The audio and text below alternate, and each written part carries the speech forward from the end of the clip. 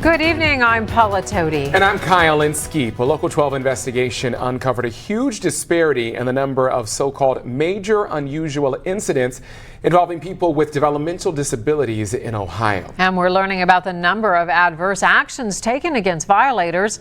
David Winter is here now with some alarming numbers and what they mean. David. Our inquiry into these incidents began with a case that we told you about a couple of weeks ago. A young woman at a Butler County Intermediate Care Facility had been subject of several major unusual incidents, or MUIs, and her father decided to sue in civil court because he says the state is not holding the facility accountable. When you see your kid, I mean, she means no harm to anyone, and she doesn't do it.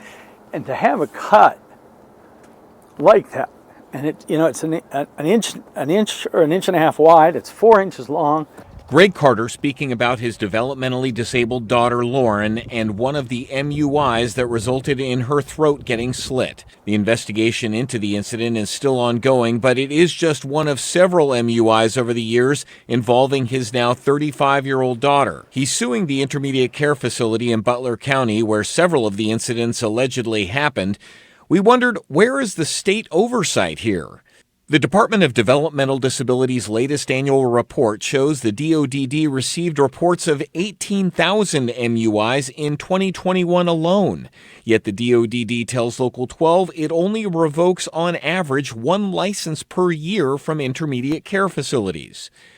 We asked the Hamilton County arm of the DODD about the agency's ability to punish those who endanger our most vulnerable.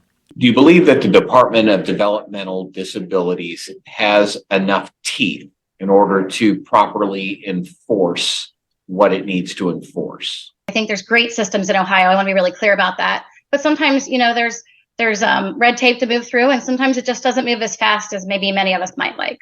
And when we showed our story to the state senator on the House committee that has jurisdiction over the DODD, what are your thoughts? How did this go on for so long?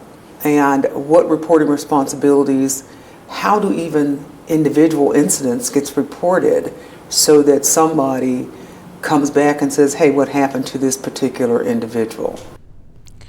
Now, along with revoking the license of one intermediate care facility every year, the DODD also suspends on average 5 of them.